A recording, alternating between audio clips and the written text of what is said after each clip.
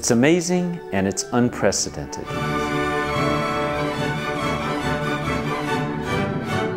Seven decades of dedication to youth in music. I think he deserves the highest award this country could give. He's the grandfather I never had. 1 in a million.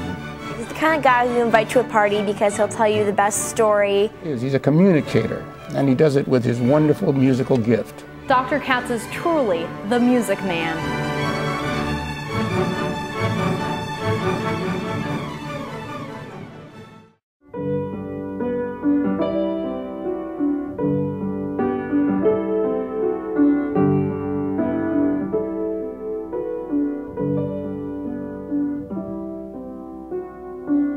I was a magnificent concert pianist, and I was what you call a fantastic pianist, if I say so myself.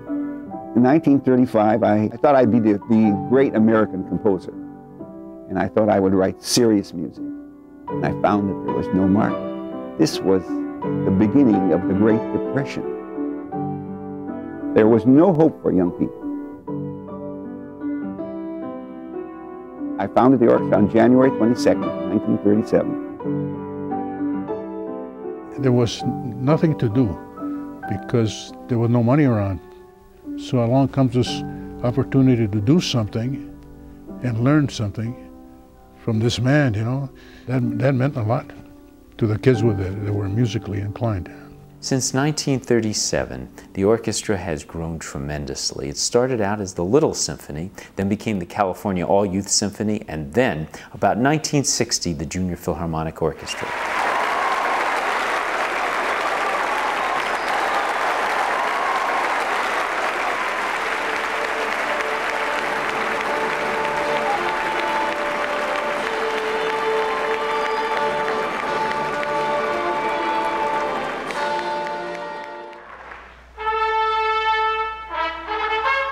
Dr. Katz is an amazing conductor. He has such incredible charisma and spirit and creativity and musicality.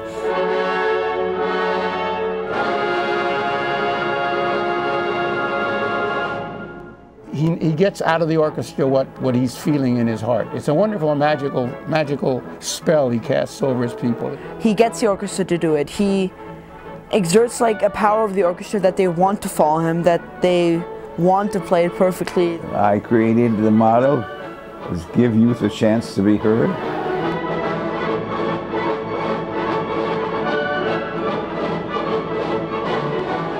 God gives us all a heart, but that heart pounds a little bit faster when they know that they're doing something for young people. It's always been really nice and refreshing to hear someone who is so concerned, so traditional in their concerns about the children and what they want. Well, I'm the youngest member of the family, and basically I play the harp, and all I've grown up to know was that music was something great, and I couldn't wait to play in the orchestra. You can't really tell when people are kids and what's going to happen and how they'll develop, but when you see alumni members who come back, who gave them a standing ovation, who really have this feeling and affinity, you know it's affected each of their lives personally. Every major orchestra in the United States has our members. Two of our prodigies, if I may call them so, are holding great posts right now. One of them, Leonard Slatkin, he was a viola player with me, and he's now the conductor of the National Symphony in Washington, D.C. Every one of us who was in the orchestra then remembers that time. We remember learning those pieces as young people. We had the proper kind of training that this was provided for by Mr. Katz. And George Mester is the conductor of the Pasadena Symphony. One of the things that Ernst Katz said to me, I've never forgotten it, we were playing Finlandia of Sibelius. And he said, "Oh, vibrate, vibrate, this is the most beautiful melody ever written."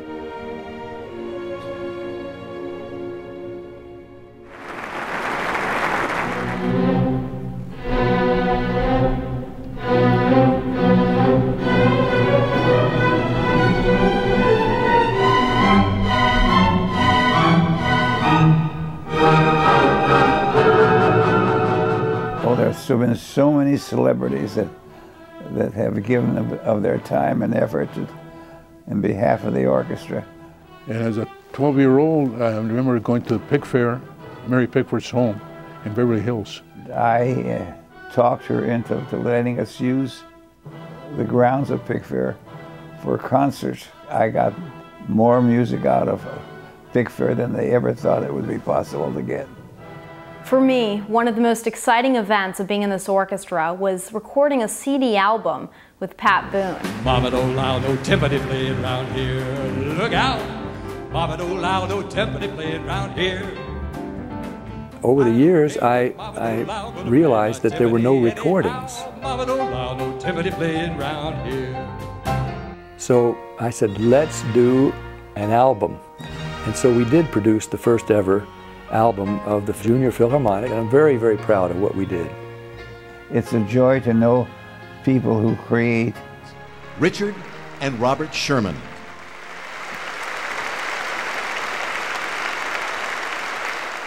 The two Sherman brothers are lovely people.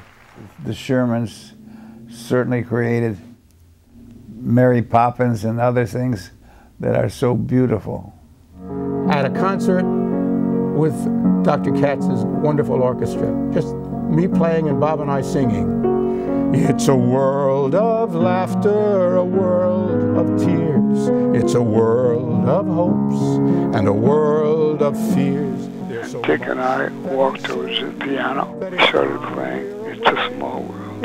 That was the first time we ever performed It's a Small World for an audience. It's a small, small world.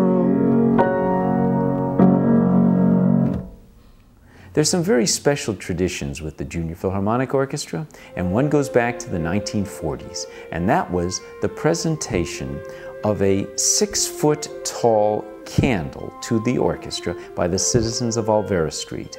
And it became known as the Mayor's Candle because it was first lit by Mayor Fletcher Bowron in 1949.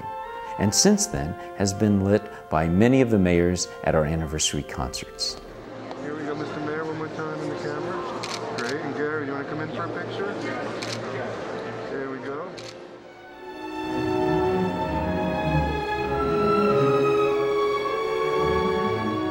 We've never accepted subsidy from the city, the county, the state, or the federal government.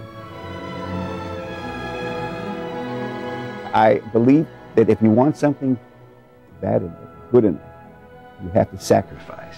And it shows us now as teenagers that we can always change, in some way through our passion. His passion was music, and that was one way for him to make a difference. But you can do the same thing that I did. Actually. But you have to budget time, you've got to budget money, and you have to be sincere that you won't give up the hope.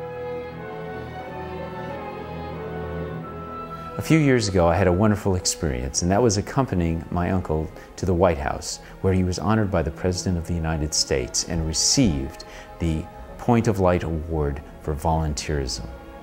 Dr. Katz received the Presidential Community Volunteer Award at a ceremony at the White House. He was recognized for his 66 years of volunteerism by helping young people express themselves through music and stay away from drugs and gangs. I'm absolutely thrilled because I was very happy when I founded the orchestra. I made a motto, give youth a chance to be heard. A dream is there for you to try. The good Lord sees that we're on this earth not just to leave a footprint in the sand. We have to leave something very tangible. And by working with young people, you couldn't ask for a more thrilling time in your life.